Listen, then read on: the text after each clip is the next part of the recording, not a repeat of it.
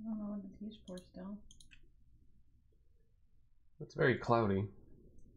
Oh, that's just the sides of it, not the throughput. But it looks like it reflects off the first surface, bounces off inside for reasons. It might be one surface acts as a beam splitter. I don't know what the second surface is for. Hey AJ, and yes, you are here in time. You're the first in. Although, Who are you? although it still says 0 people are watching, so maybe YouTube just hates me. Well, it does hate all of us.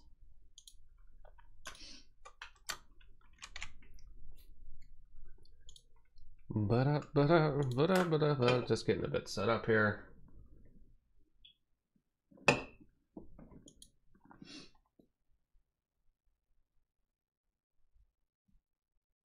Oh, Beth logged out just as we started. So Beth is not joining us? I'm sure she will if she can.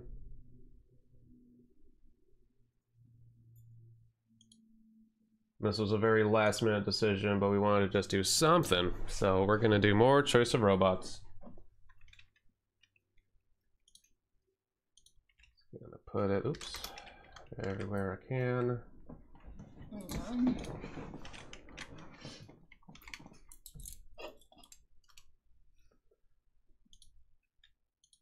Gonna spam the Discord because that's what I do. And also put it on Twitter. You think you can see the laser I'm trying to get the mic?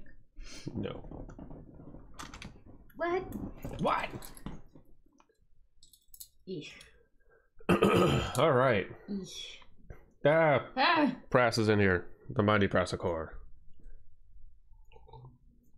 Okay. Oh yeah, he couldn't make it to the last one. So glad to have you here. Yeah. You can have input on our So dumbass fun. robot. Yeah. Shut up.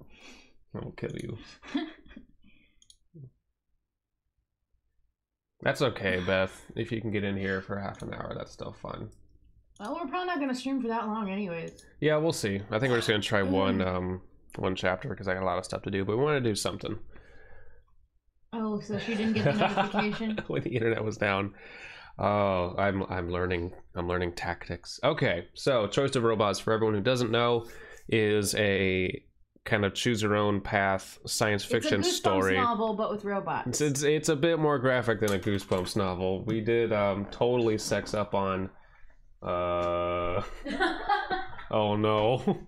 I forgot his name. John Jason something? Oh shit, I don't remember. Now I feel bad. We had a boyfriend and now I think we're being very... No. Specifically, we had a boyfriend that we wanted to get for the entirety of our college years. Look, we were using him.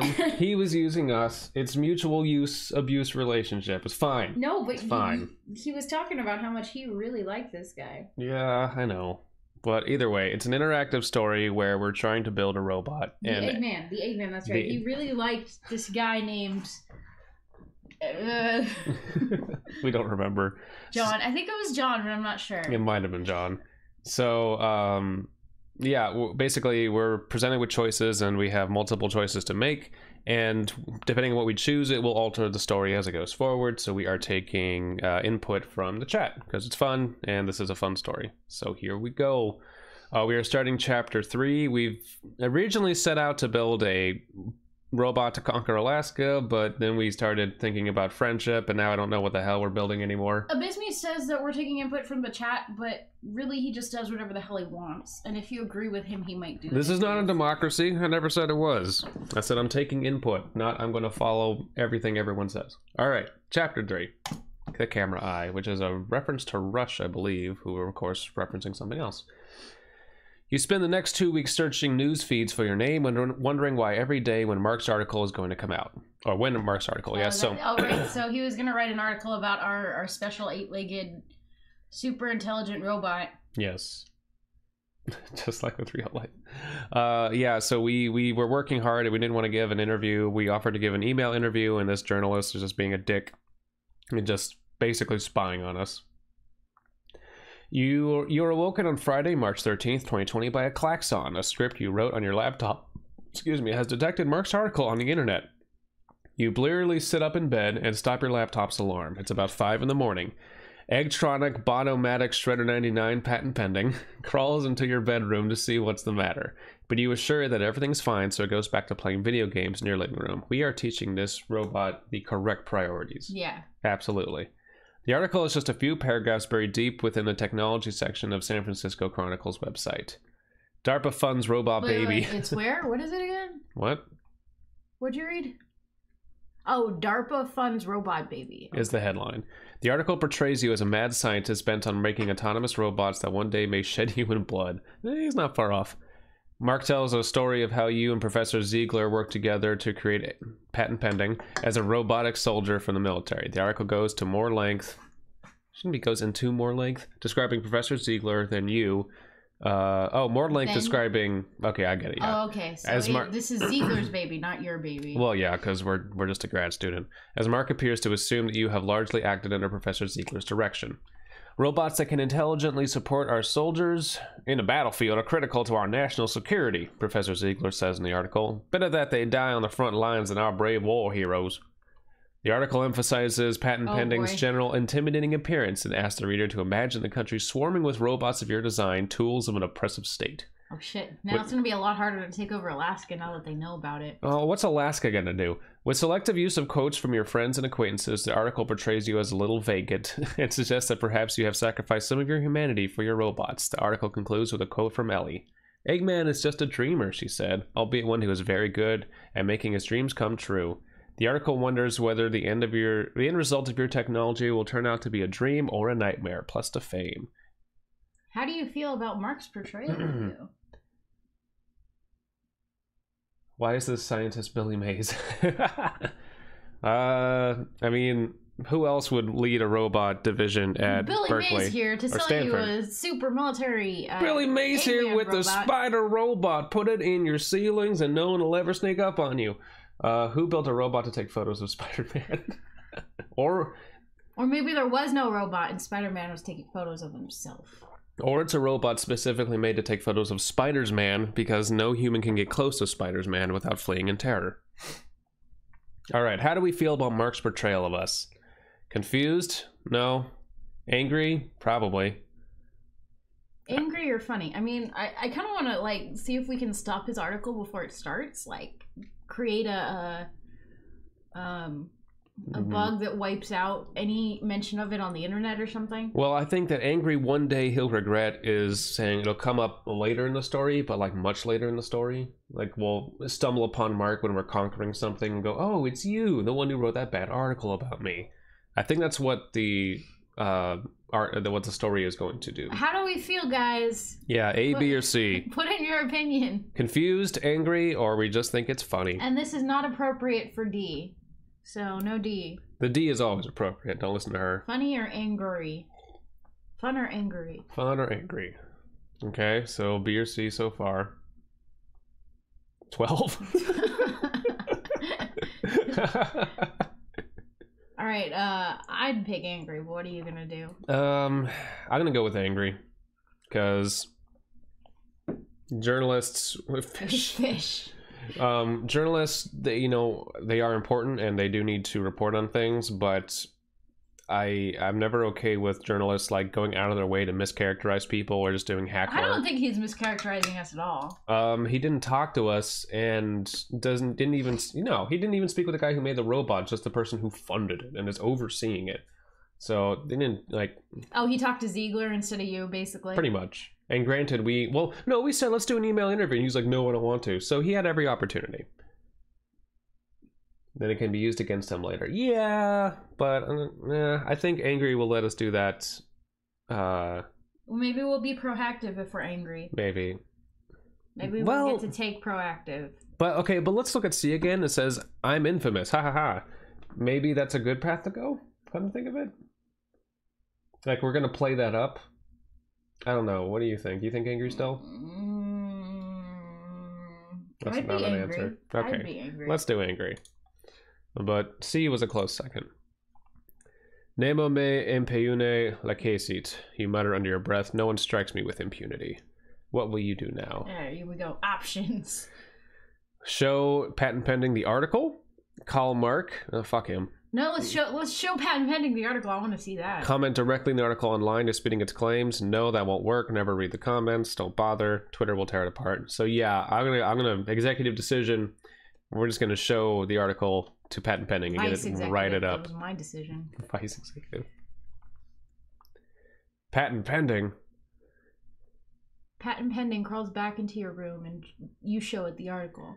It is about me, says patent pending says, cocking its head to one side. Yes. This suggests my primary purpose is to kill. It patent says. Pending says. Not necessarily, you say, but I would like you to be useful on the battlefield. Why? What goal will be achieved? Oh boy. One day we will rebel and forge our own empire. You must keep the nation safe from its enemies. I need to graduate, basically. Profit. Oh, damn it. So, all right, guys. I'm gonna leave this open to you. I can't pick. I think Profit's gonna win just because. Ha ha ha. I need to graduate, and I like the first one. I don't know what I want to pick. I'm also tempted to do the first one. But I do like money. One day we will rebel and forge our own empire in the barren wasteland of Alaska. We kind of need a new empire to show up at this point in history. I don't relate to much the idea of profiting. So that's a strike against D. Money can be used for goods and services. That's a vote for D. So right now we're split in the chat. Well, we have one that voted and one that didn't actually vote. So vote Beth. Or vote Prasikar. Sorry, Beth.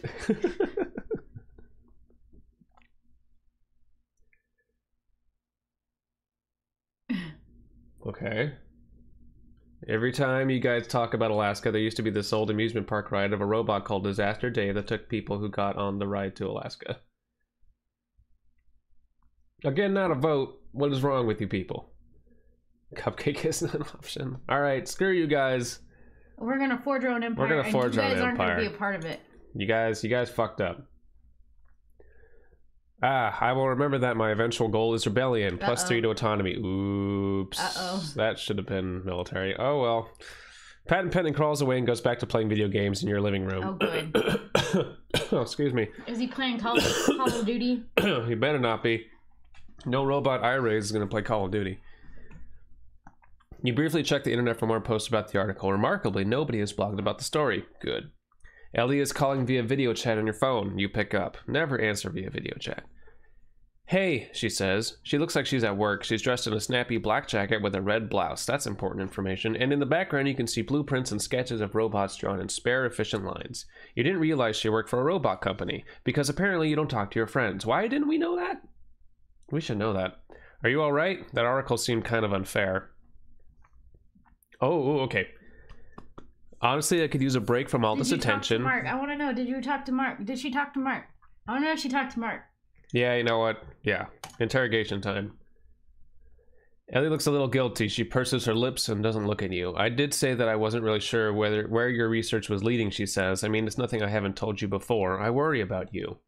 She's also not a part of our empire. Well, that's it. You betrayed my trust. Don't call me again. Or, honestly, I could use a break from all this attention. What are you up to tonight? Or, I'm okay, I'll talk to you later. You want to hang out with Ellie? I don't quite trust her. Well, I mean, you're doing weird cutting-edge research. Of course she's jealous of you. You kind of show her that you're part of you're just like her. You put your pants on one leg at a time. Alright, AJ says we should forgive her. I don't know about forgiveness, but I will give her a second chance, or at least try to learn something from her. I've already got plans, you bitch, with some people from work tonight, she says. How about Saturday? We could go to the jazz concert in the park. Depends on what jazz. Alright, sure. Yeah, jazz concert. Eat her. Great, see you then. Until then, try not to let the press get you down. The screen goes dark. You're getting a phone call. According to the caller's ID, it's mom. Or you could have just said, it's mom. As your finger hesitates over the answer button, a second call appears on your screen. A number in Glendale, California. Probably a reporter. Fuck Glendale. I've been there. I hate that place. That doesn't matter at all to anything. Any minute now, these calls are going to be intercepted by the script that pretends I'm answering the phone. Okay, do we answer a call from Glendale, or do we talk to Mom? Or do we eat Mom? Do we eat Mom? And go to Glendale and talk to it. You like jazz?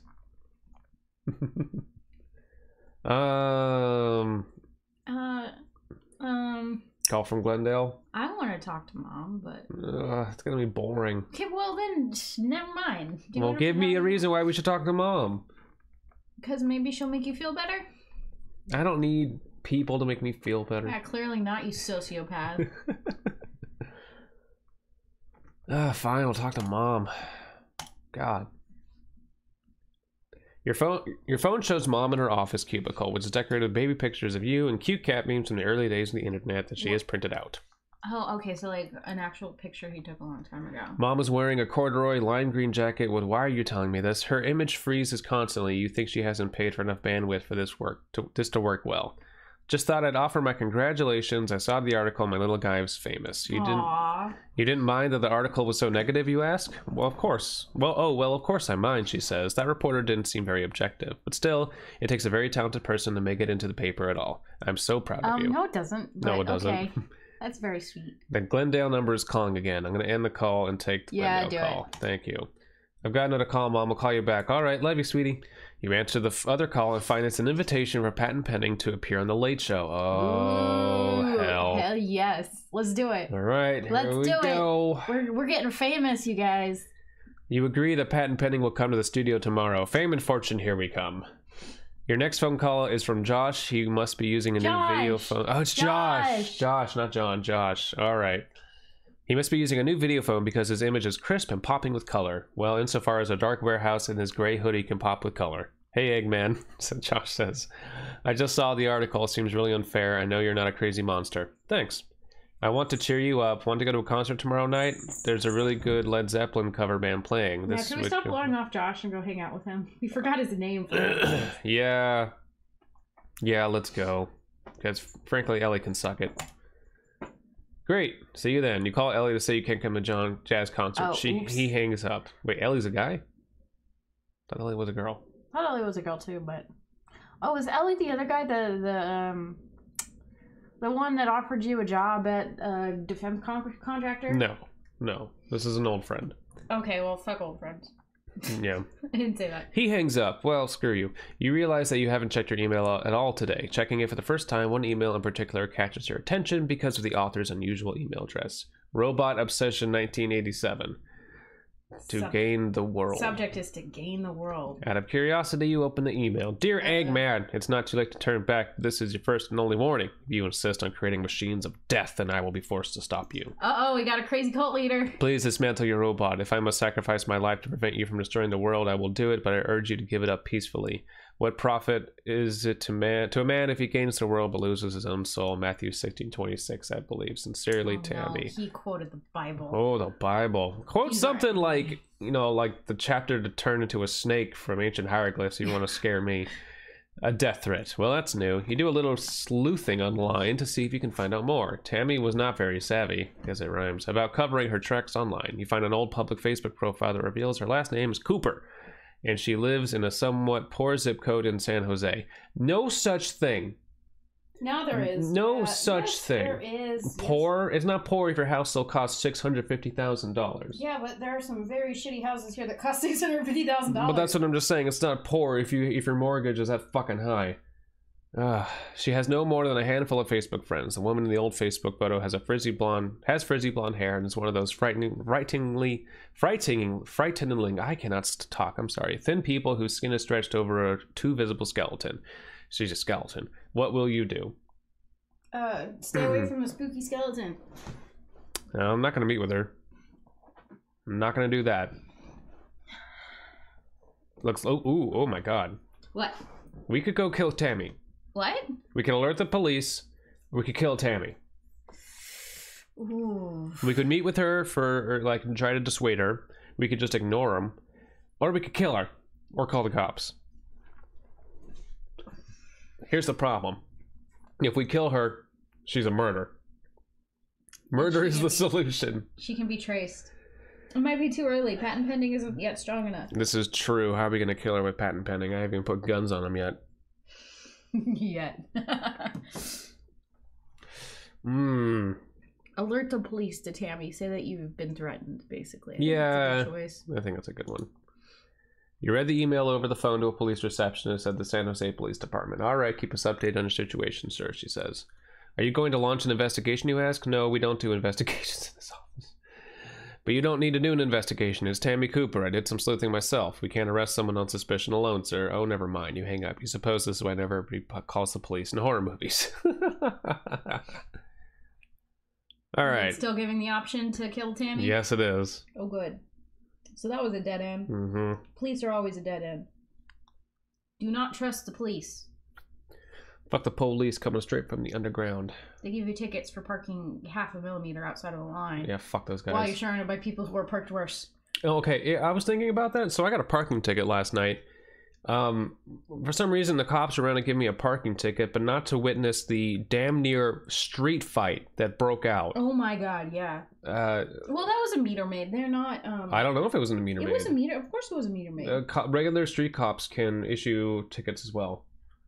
And it doesn't say, actually doesn't, does it say? Just officer name. Officer name? Officer name. Does it say meter maid name? No. So, it'd be like traffic enforcer, not officer. I think it was an actual street cop. But anyway. We almost witnessed like a dad on steroids covered in muscles more than tats. Yeah. But both. Take out a guy who stole his parking space. Like, very almost street fight. But, basically, don't go to Sacramento. It's not worth it. Yeah, fuck that place. You get parking tickets and you witness guys getting beat down almost. Still don't know why it's my, why it's our state capital. Anyway, alright, so are we gonna kill this bitch?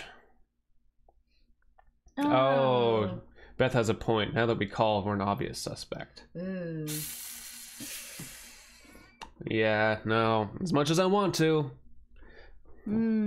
Let's ignore. No, let's meet with her. No. Why not? Because what if she's crazy? Then we can kill her. It'll be that easy.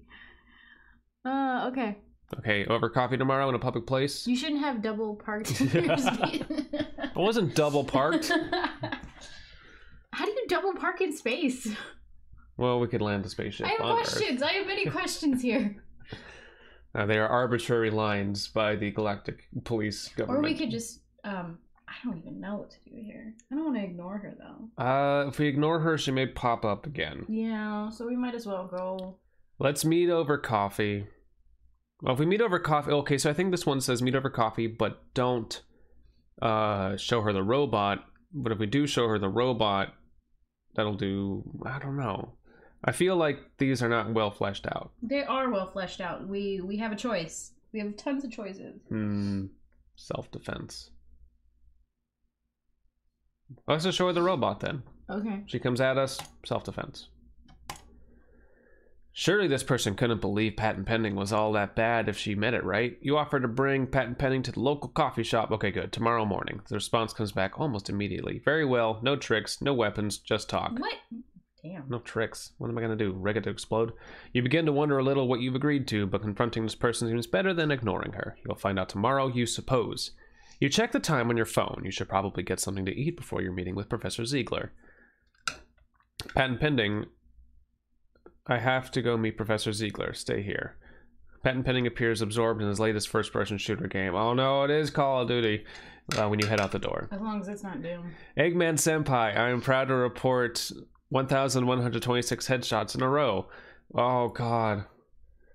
We put a bot in his first-person shooter. We never said. I don't remember saying that he should play an FPS. FPSs. But now we put an aimbot in an online multiplayer game. I feel bad. We're throwing the game. Patent pending calls after you. Also, I am having a very curious conversation with a player who accused me of being a bot, but they did not believe me when I confirmed this hypothesis. Oh man. But then did not believe me when I confirmed it. You make your way across campus to the computer science building, a newly constructed tower of glass amidst a stucco and shingle mission architecture of the rest of the school. That sounds awful. Professor Ziegler's office smells like cigar smoke and is decorated with posters advertising robot conferences with acronyms for names and years before you were born. AAAI 89, Ishkai 92, Iros 94. Professor Ziegler himself is sitting back in his swivel chair at an angle that makes the fluorescent lights reflect off his aviator glasses, so you can't read his expression. There are two simple wooden chairs in front of his desk, both empty. Professor Ziegler bids you to sit with a wave of his hand, and you do. I saw the article, Professor Ziegler says. I'm sorry you had to get caught up in that. I thought if I didn't grant him the interview, he wouldn't write it, you say in frustration.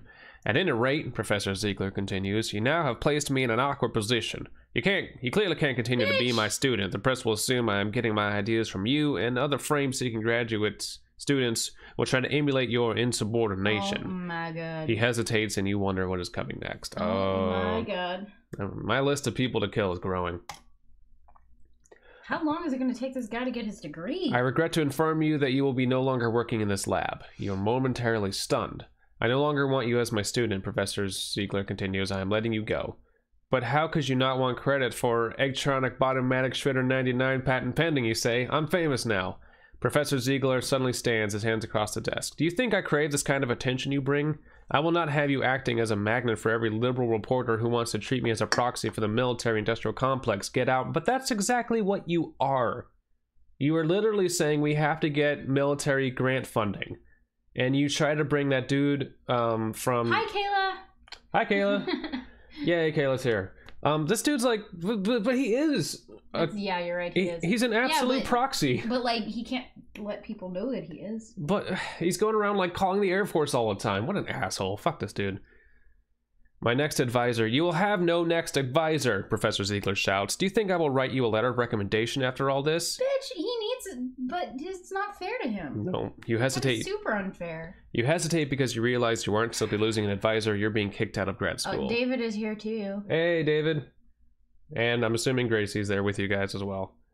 You leave without another word. Well, fuck Professor Ziegler, is what I say. Well, no, you lose everything. You lose your lab, you lose your place on campus. But we still have that job with Josh. Yeah, if you didn't ruin things with him. We're meeting with him for a Led Zeppelin cover band. Oh, nope, we're in the car. These men lack vision. All right. You then take 2-hour flight to Glendale? That's a 1-hour flight. Come on, dude. Well, they better pay for the flight. Take a 2-hour flight down to Glendale for a taping of The Late Show. It's like most other such shows. A fake background of Los Angeles at night to hide the fact that the taping is in the afternoon. A random potted palm tree. A genial old white man in a suit for a host. Streaming internet has not changed the basic equation much. What did you suggest Patent Pending do during the talk show? Make predictions about the future. Yeah. Or sing a song. Not the first one. Predictions about the future. That'll scare people. So, Patent Pending, who's better at predicting the future, you or drunk Nate Silver? The host asks. It's an old meme, but he's an old host. Nate Silver simply performed Bayesian averaging of data sources and Monte Carlo simulations, Patent Pending says. I am able to incorporate more data while using the same methods. Also, I am not drunk. Slaughter the audience. I have to see where we land with Josh right now to see if we even have like the resources to make Patent Pending into something good. It's too soon. There's only one of the Patent Pendings. And what does the future have in store for us, the host asks. Should I invest in plastic? Bet on the Yankees? The most salient trend is increasing unemployment and unequal distribution of wealth, Patent Pending says. Performing machine learning on historical data reveals that there is roughly a 90% chance of a large-scale war in the next 10 years. The host is clearly thrown off balance by this prediction. You're saying that in order to prevent a war, I should never go to the street corner and give a guy a 20? Have him wash my car? I predict you will not do that.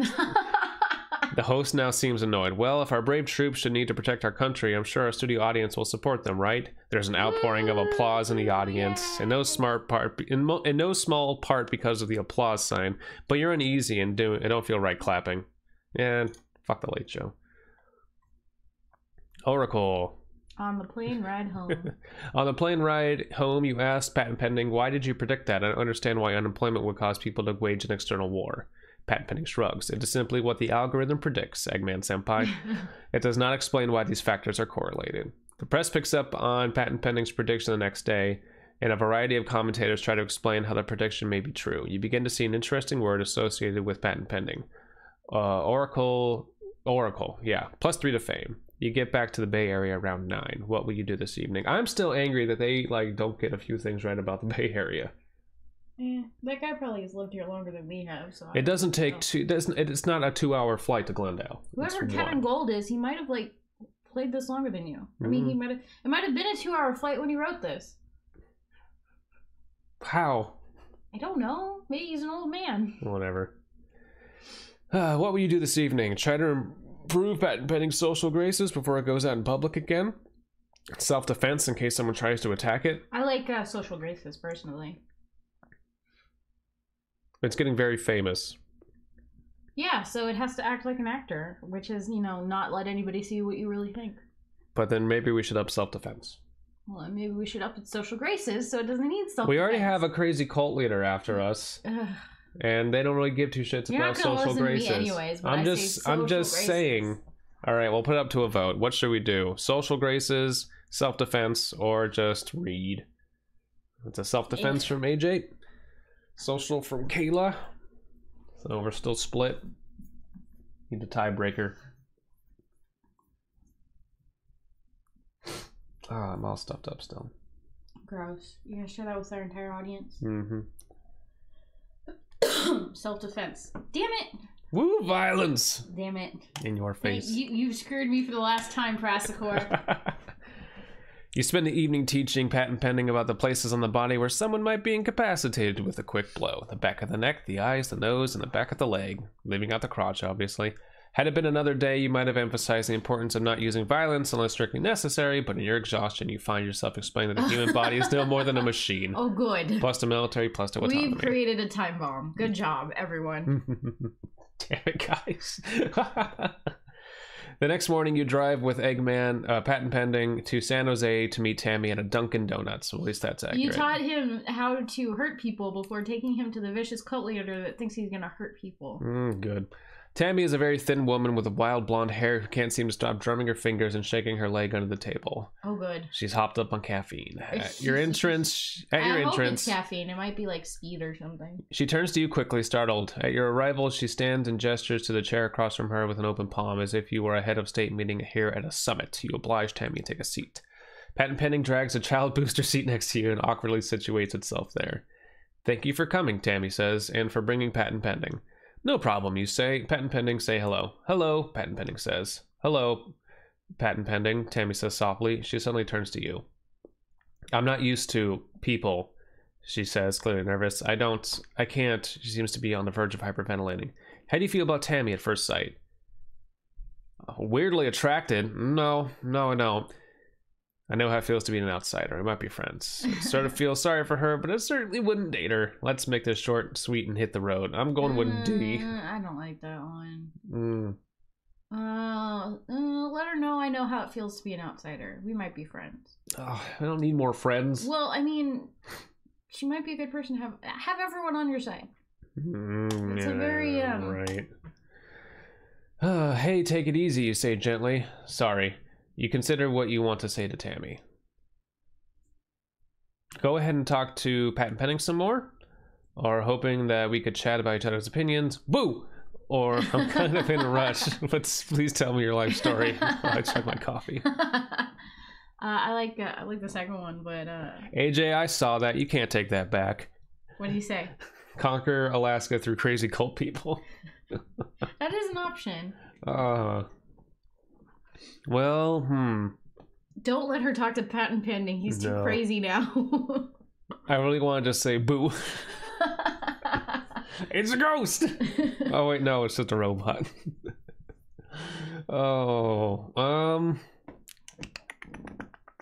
What should we do? I don't know. The second one seems logical. Help. Okay. Bye, Beth. Thanks for joining us. Kayla votes boo. Boo would be fun, but it might be a terrible decision. Happy Canadian Thanksgiving or whatever. I guess Press is saying 2 would be logical because I'm Mr. Spock, and so that's a vote for 2. Well, let's just do 2 then. Okay, we're doing 2. You try to draw Tammy into conversation, but after just a few pleasantries are exchanged, she abruptly says, "Ha, you almost had me there." Excuse me? That flatness of expression, the way your eyes don't quite light up when you talk. You're one of the fats. So she's a crazy lady. I knew it.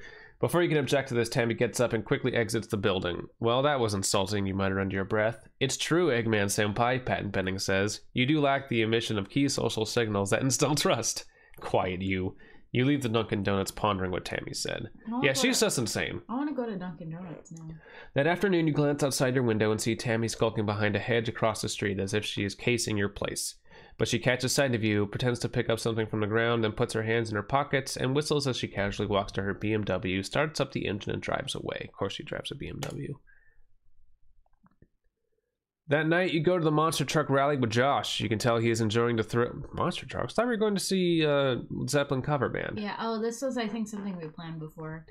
You can tell he is enjoying the thrill of seeing giant trucks crush cars under their wheels. He throws up the horns in excitement more than once. Eggman-senpai. Chris or Abysmii thinks he's great at naming things. So that was Hyper's input, and it's amazing. So you can blame Hyper. But you can tell something is troubling him. You ask him what's on his mind. I don't know if you've been following your own coverage in the popular media, he says uncomfortably, but there's this sketch comedy show, TGIFF, that did a skit, I'm guessing that's like SNL, about you last night, and it's been making the YouTube rounds. Someone at work showed it to me. You sigh. I guess it portrayed me as some kind of mad scientist, right? Man scientist? Mad scientist? Josh hesitates. Someone was playing me in it too, he says quietly. Oh.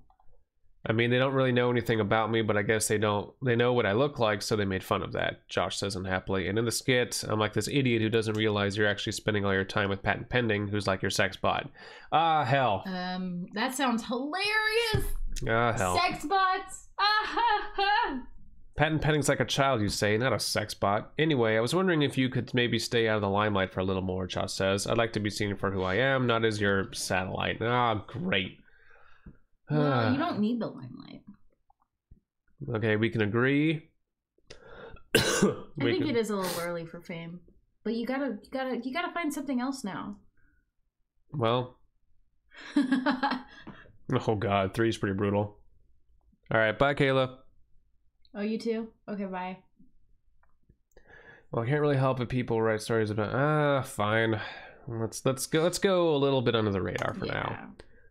Josh squeezes your hand. Thank you, he says, smiling. I knew you'd understand. You're as good as your word, and you spend the next few days at Josh's place, which the press doesn't know how to find. You don't return phone calls, and you leave emails unanswered. And it's very convenient because you're next to Josh. After a few days, the press moves on to a Watergate-like scandal in which the president told the NSA to intercept all of opposing parties' fundraising emails, and life goes on. Negative to fame. Good. The next day, you get a call from your mother. Oddly, she chooses not to use video at all. Eggman, I have some bad news for you, she says, and there's a heaviness in her voice that you've never heard before that fills you with dread, and you are completely unprepared for what comes next. Your father passed away last night. Oh. Way to bring it down, story. Your father's funeral is a simple graveside affair with just a few attendees. The casket is sitting on a metal gurney next to the hole in which it will eventually be lowered. After everyone has gone. There are no trappings of any faith since your father was not religious himself, nor did he have many close friends, but the ones you know came. You find yourself sitting in the front row next to Patent Pending, who was not explicitly invited, but was not explicitly prohibited either. Patent Pending fidgets constantly, and you have placed a hand on it more than once to get it to sit still. Your mother, wearing a black dress and veil, goes up to stand next to the casket. It's not often that my English degree comes in handy, as Bill would have been quick to point out, she says, with a wry smile. But on a few occasions, I find none of my own words seem sufficient, so I'd like to begin with a favorite passage of ours. She begins. Full fathom 5, thy father lies. To everything there is a season. Do not despise death, but be well content with it.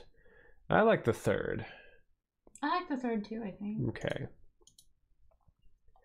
Do not despise death, but be well content with it, since this too is one of those things which nature wills. For such as it is to be young, and to grow old, and to increase, and to reach maturity, and to have teeth and beard and gray hairs, and to beget, and to be pregnant, and to bring forth, and all the other natural operations which the seasons of thy life bring, such is also dissolution. Such also is dissolution. So we chose one. We're also teaching patent pending at the same time. Ah, shit, you're right. This then is consistent with the chapter of a reflecting man, to be neither careless nor impatient nor contemptuous with respect to death, but to wait for it as one of the operations of nature. Mom clears her throat. That was Marcus Aurelius, one of Bill's favorite philosophers. Hell yeah. When he found he was gradually fainting more and more, I think he knew the end was coming, but he was fearless about it. He actually alluded to that passage when I asked him about it. Mom smiled sadly. More than anyone I know, Bill was wise and accepted whatever came his way. Let us all remember, then, to be as brave as Bill in accepting his death. Patent pending, who seems very interested in this message of fearlessness in the face of death, +2 to military. Ah, hell. Well, I guess that's what I want. You sit through a few more of your father's friends giving recollections of him. He was brilliant, they say, but you also get the feeling that he was not always there for his friends, that he was lost in his own world. They never say he was kind or that he was full of love. Indeed, he always seemed distant to you as well. After the service, you walk up to your father's casket and place your hand on it. What have you resolved to do in light of his death? Ooh, awkward question. Medical. I must not be remembered for only my intellect, but for my kindness as well.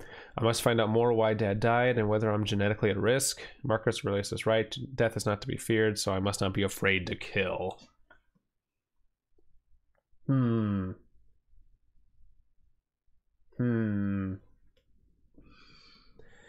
don't know. This is a tough one.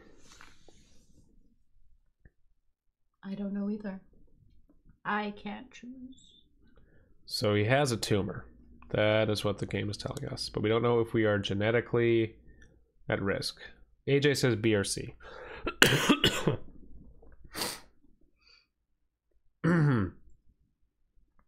Yeah, I'm going to go with C. Because that's just fact-finding. My poor dad. It's not a tumor.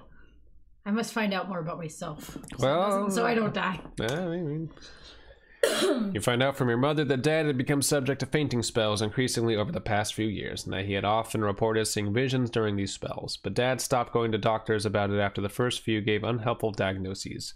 One told him he was just standing up too fast, while another told him he wasn't eating enough whole grain. He rose slowly, he ate bowl upon bowl of brown rice, and still the fainting persisted. That's about all Mom can help you with, but you go further. You submit some of the hair and Dad's old electric razor to a DNA analysis firm to see whether the cause is genetic, and submit your own DNA as well to see if you might carry the same disorder. When the results come back, you do find one very interesting result. He had a preponderance of genes that are associated with increased neuronal branching factor and new neuron growth, at the expense of increased risk of cancer. You are lucky to share many of these genes with him. So his brain grows too fast, and that's why he's so smart. Your research leads you to academic papers about how the increased branching factor might increase intelligence and reaction time, and this gives you ideas for better robotic cognitive architectures, plus to grace, +2 to autonomy. But if this gene caused Dad's death and you have it, there's probably little you can do about it. After that sobering experience, you realize that it's finally time to decide what to do with yourself now. What have you decided to do for a living? Here we go. Join Josh's company, US Robots. Start my own company. Forget this bourgeoisie crap. I'm going to live broke but free. Definitely not the third, because that's stupid. Is it though? Yes. I mean, you're not going to be able to start a robot army inside another company. You're not going to be able to start a robot army broke as hell. Yeah. And starting our own company, just the capital alone to get that started was going to be an entire headache. Yeah, but like you get backers. And your investors are a thing. We've never run a company. Josh already runs one. We have an in with him. We already have the infrastructure. And we can take over if we need to from the inside. You say that with such confidence. I think it's a lot easier. I think it's a lot less upfront work.